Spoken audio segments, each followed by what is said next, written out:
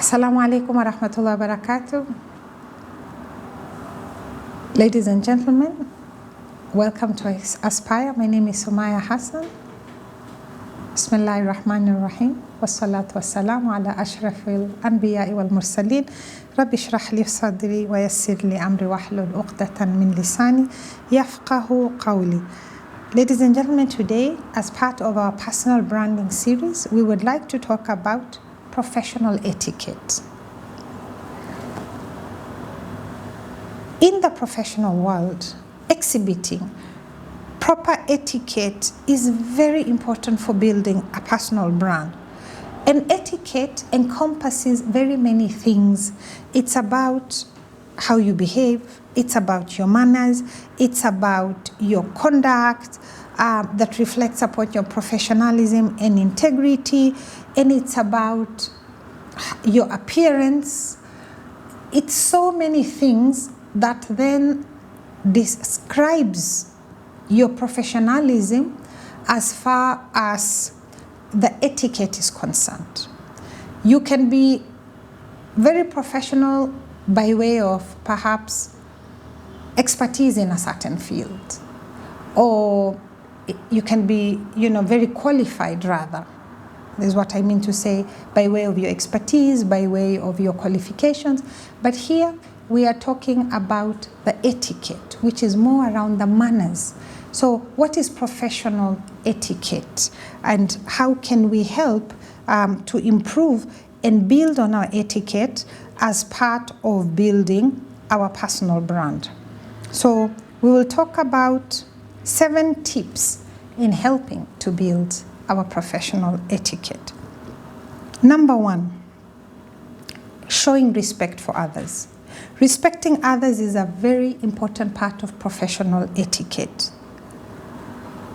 Being able to treat others, whether they are your colleagues, whether they are your customers, whether they are your employees, with respect,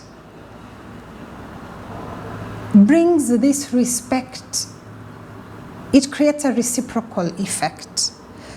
Somebody who treats others rudely, regardless of how qualified you may be, or how much of an expert you are, or how skilled you are, it erodes. It erodes your personal brand and gives a very negative image of your professional etiquette, because this is what then is reciprocating back to you essentially. And so it is very important to respect others. And the Quran emphasizes the value of treating others with dignity and respect. And this is regardless of their position or their status. And indeed, we are encouraged to demonstrate humility and kindness towards everyone. So in Surah Al-Hujurat, chapter 49, verse 11, we are told, "O you who have believed, let not a people ridicule another people. Perhaps they may be better than them." And so don't use your standards to judge and disrespect and ridicule other people. You don't know. In the sight of Allah, they may have a very high status. And so showing respect to others is a very important aspect of your professional etiquette. And how is this demonstrated? It is through your behavior, your speech. Are you polite? Are you considerate? Are you well-mannered? Or are you rude and loud and brash? And, when you walk into a room, you want, to create a certain, you inconvenience everybody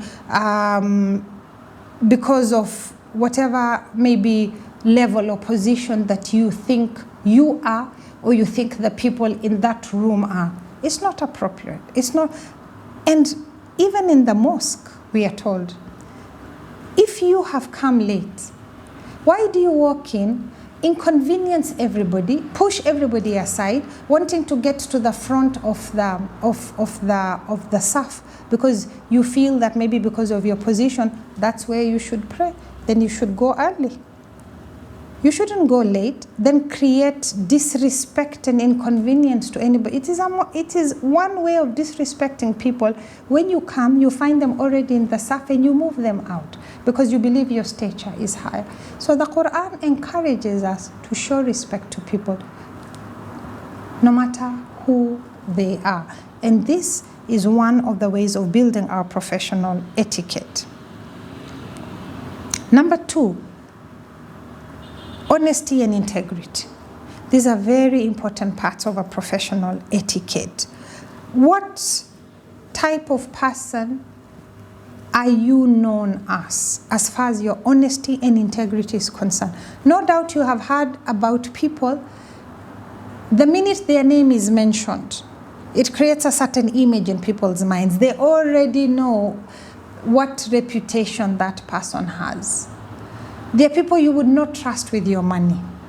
There are people you would not trust with a secret. There are people you would not trust with sensitive information because you know the type of people they are or the reputation that they have. And so reverse this and ask yourself, what are you known for? What are people saying about you? Can they trust you with their personal or sensitive information? Can they trust you with their money? Can they trust you with whatever it is that they regard as valuable, important, or sensitive to them? Ask yourself that question. And if not, if you know that you're one of these people, the minute you hear something, you must broadcast it everywhere.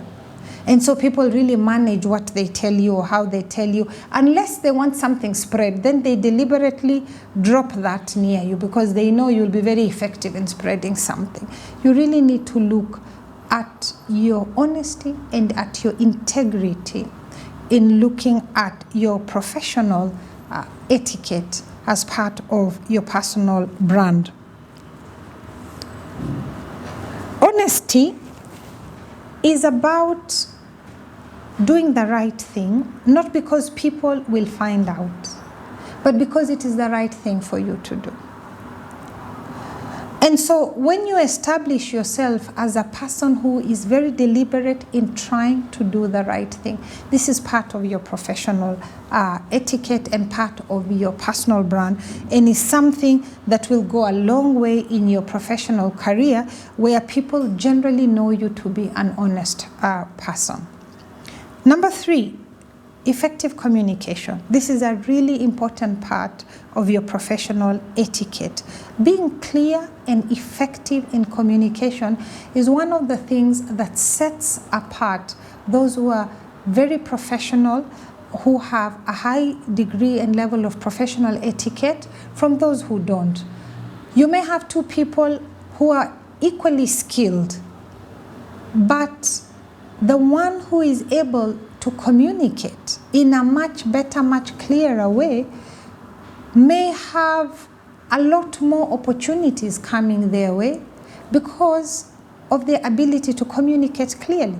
And so some people are born with that. They have been blessed with the ability to be orators. They speak very well. They communicate very well. They can stand in front of a crowd and speak. Some people cannot. Either they are not very good in communicating, their skills may be elsewhere, or they're very shy when it comes to standing in front of a crowd and find it very difficult. And so if you are in this latter group where communication does not come that easily to you, the good news is you can do something about it. You can invest in improving your communication skills. You can get training. You can practice. If you're going to do a speech somewhere or talk somewhere and you have your talking notes, you can practice in front of your family, for instance, to make you feel much more comfortable standing and speaking in front of people. They can help correct you. They can help guide you on your posture, perhaps on being much more effective on your delivery. But it is very important as part of building your professional etiquette that you should be able to communicate clearly. Avoid being vague. Some people are deliberately vague in their communication so that you really don't know what it is that they've said. Or maybe that's just how they communicate. And the problem is that at the end of the day, everybody was expecting somebody to do something, and in the end, nobody did it because it was not clearly communicated. And so it is very important to ensure that you're being professional in your language, that you're being concise in your speech, that you're being clear, that you're being active in your listening and empathetic, so that you are able to communicate in a manner that is effective because you have listened, you have processed, and you're able to communicate and engage with clarity. It is also important when you're communicating to seek to add constructive value to the conversation. As they say, don't just speak, say something. You want to say something that is going to be value adding, not that you are just talking for the sake of talking. Rasul Sallallahu tells us in a hadith that the one who believes in Allah in the last day should speak good or remain silent. So look at what it is that you are communicating and in which group. This is different. This is not to take away from an earlier episode we have spoken about on constructive feedback or constructive criticism. Not at all. That's not what that means, because even when you're giving constructive feedback, there is a way, there is a process, there is a route to doing it, so that what you're doing is being constructive, is helping somebody else to improve. You're not out to destroy when you're giving constructive feedback, you're out to build. And so that's not what we are talking about here. Here we are talking about somebody who's just being very negative, very, the vibes are just all wrong, they are very toxic, just seeking to bring others down and being very negative in communication. Number 4, accountability and responsibility. This is a theme we keep repeating about accountability and responsibility. Part of building your personal brand is taking responsibility and being accountable for your actions. At the end of the day, we are told choices have consequences. And that is the case. That may be in this world, in the next, perhaps in both. So you have to be accountable for your actions and be responsible for what it is that you say and what you do, or the expectations that people have put of you. If you are in a job and you are employed somewhere, have you taken responsibility for your job? Or are you there to just tick a box? You turned up at 8 a.m., left the office at 5. What did you do in between? What value did you add? What difference did you make to the company by your presence in the office on that day? Or you were just there, one of the people who turned up, you can tick a box, 20 people came to work today, and you're one of the statistics and you can disappear in that number? Or did you actually do something that, had you not been there, perhaps there would have been a gap? There's something that would have been less compared to the reality of what actually happened because you were there. So being accountable and responsible. I like to challenge my staff by telling them, be the CEO in your area. Take that responsibility. You be the CEO in your area and think like a CEO. What do I need to do to be a CEO in my area so that I ensure I deliver what is expected of me in this area? Think about it in those terms so that you really own whatever area it is that is under your domain to handle.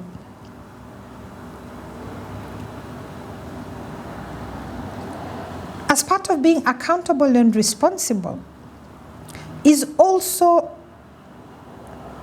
ensuring that we stand for truth and we stand for justice. The Prophet, peace and blessings upon him, told us that the signs of a hypocrite are 3. When he speaks, he lies. When he makes a promise, he breaks it. And when he is entrusted, he betrays. Now think about this hadith from a personal branding point of view and professional etiquette. You are seeking to set yourself out as a professional in your field. You have the qualifications, you have the training, you have the experience, but you are known that whenever you speak, you lie. Whenever you make a promise, you break it. And whenever you are entrusted with something, you betray. What type of brand do you think you are building for yourself? What type of professional etiquette have you created for yourself? How are you known as a professional despite all your skills and your experience? This one hadith is so powerful in really encompassing pretty much what we are talking about in professional etiquette.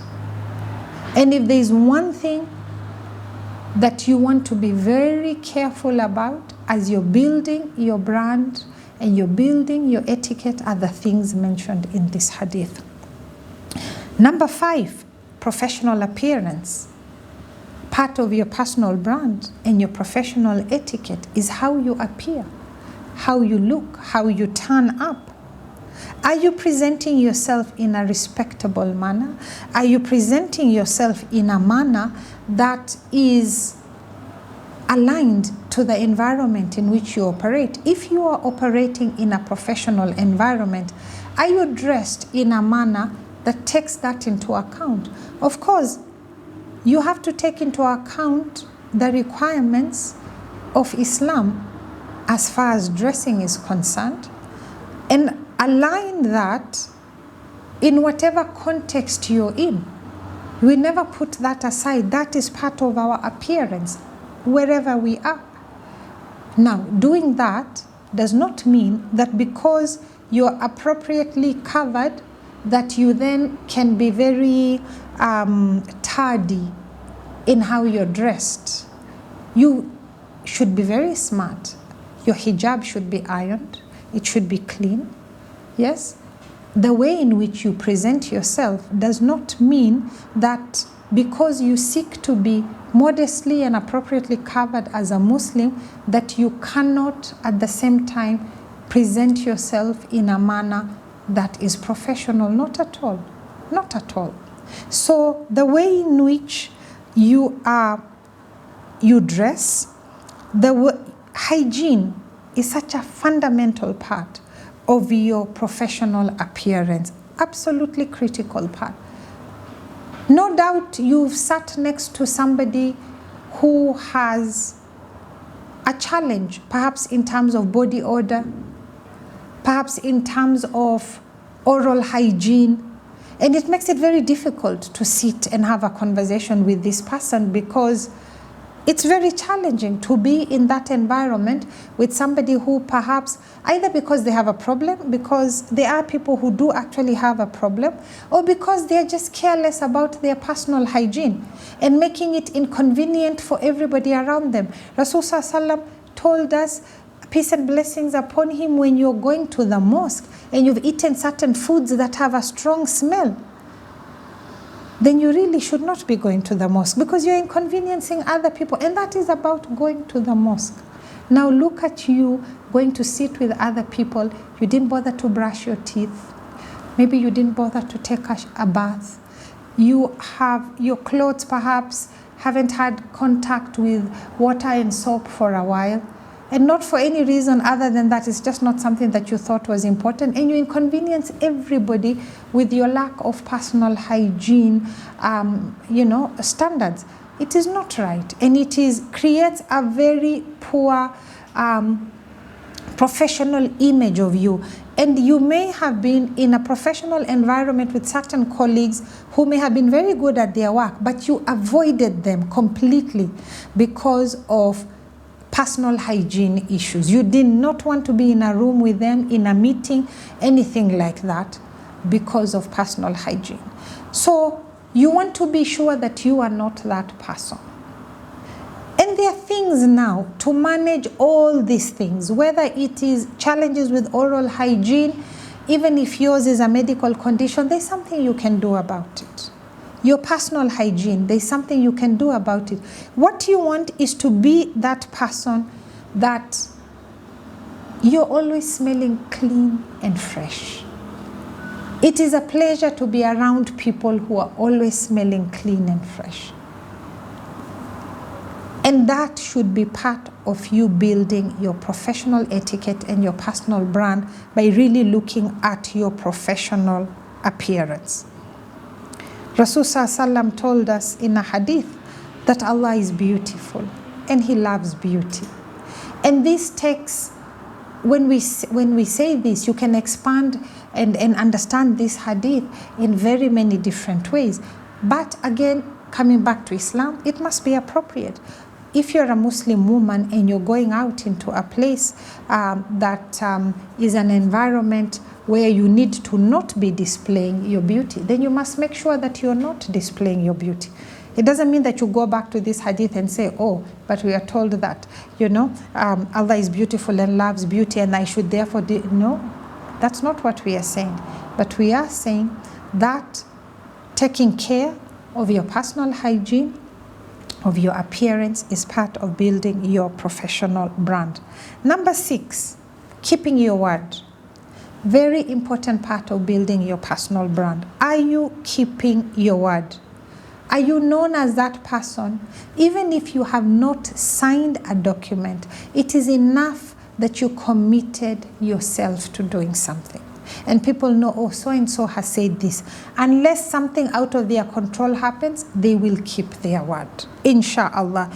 And Allah teaches us that believers keep their promises, they keep their covenants, their amana, they don't betray that trust. This is such a fundamental part of being in communities, in relationships, in transactions. And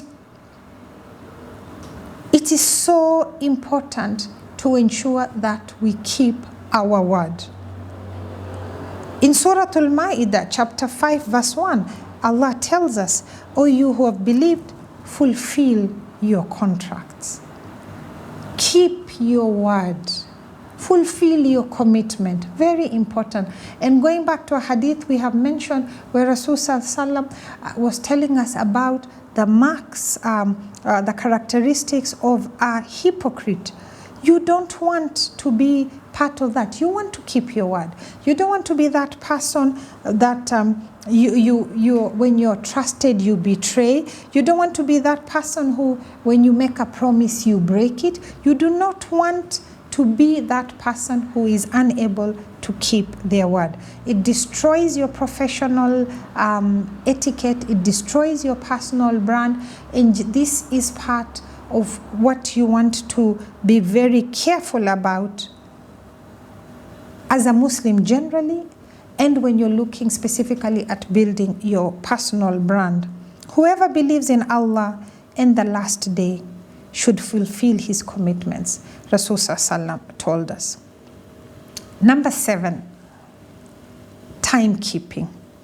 A very important aspect of building your personal brand, and a very important aspect in Islam. So many of our things in Islam are based on time. Our prayers are based on time. Our opening our fast, beginning of the fast are based on time. When we go for Hajj, it's based on time. So many of our fundamental obligations are all time-based, including the fact that you were born on time. You were born exactly when Allah meant for you to be born. You equally die on time. Qadar Allah, when He has decreed that it is your time for you to exit, then you go. Everything is about time. And so timekeeping is absolutely fundamental and a very important part of building your personal brand. And it is not only a matter of punctuality, but it really is a matter of organizing your life around your religious obligations, because all these things we've spoken about are time-bound. You need to maximize the benefit of this blessing that Allah has given us. And in seeking to be on time and to manage time wisely, it is about looking, how are we using the time? You hear people talking about, oh, I want to kill time. Why? Why do you kill time? This is a resource and a blessing Allah has given you, and you want to kill it? What else do you kill? Do you hear somebody saying, I want to kill some money? Maybe you're feeling, I should just burn some money because I have some money, I don't know what to do with it, so maybe I should just, dispose of it. Have you heard that? Is that a common thing that people do? So what about, and yet, if you lose a shilling today, tomorrow you may get 2. You may well be able to replace this shilling that you lost today, but the hour that you have lost today, how are you going to replace it tomorrow? Where will you find this extra hour to replace the one that you lost today?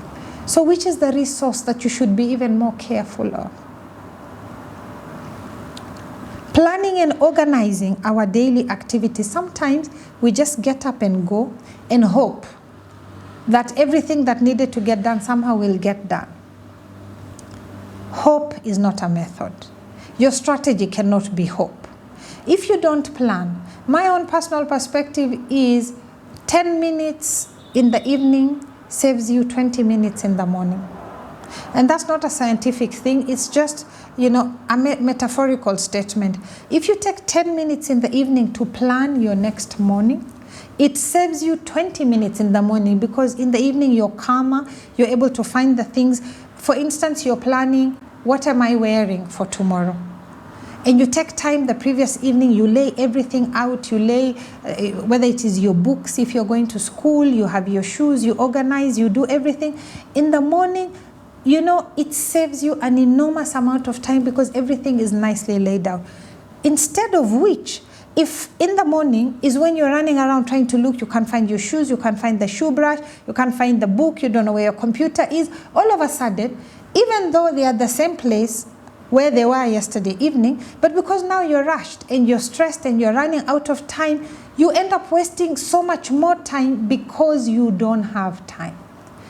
But when you have that time, you make a better use of your time. And so by planning yourself out in advance, before you need it, the time to plan is before you need to plan. When you plan only when you need to plan, in many instances you don't have time to plan. So plan your time in advance.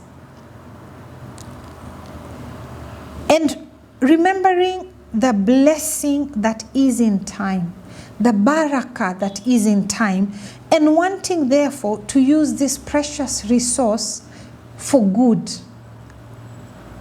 If you look at yourself, compare how quickly 1 hour on social media goes versus 1 hour reading the Quran. This 1 hour reading the Quran is like it doesn't end. Yes? You read and it's like, oh, it's only 10 minutes. It's only 15.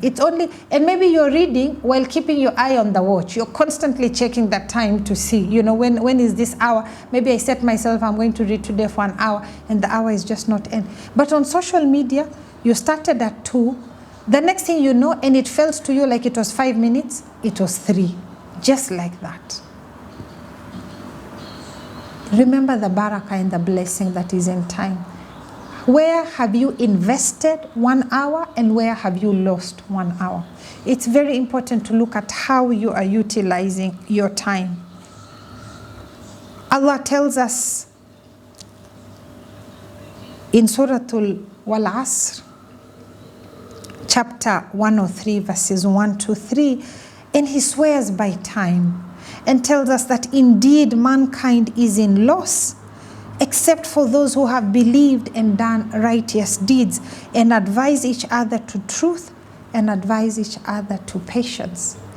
The power of using your time wisely. In fact, we are told sometimes to encourage each other to remember the value of time. There are people who, when they meet each other or when they're starting a meeting, will read Surah Wal Asr, just to remind themselves of how important this resource called time is. So, as we end today's session, I want to encourage us to remember the various hadith of the Prophet, peace and blessings upon him, when he has reminded us that among the things we will be questioned about is our time and what did we do with it. Is our youth, what did we do with it? A number of hadith where he's reminding us the importance of time. Use your time wisely because you will be questioned about this. And I pray that Allah makes it easy for all of us to be very conscious about this resource called time and how we use it, so that as we seek to to be impactful to others, as we seek to build our professional etiquette, it is underlined by all these beautiful principles of Islam that then help us not only grow our characters, but also provide maximum benefit to others. Ladies and gentlemen, until another session of Aspire, inshallah, Assalamu alaikum wa rahmatullahi wa barakatuh.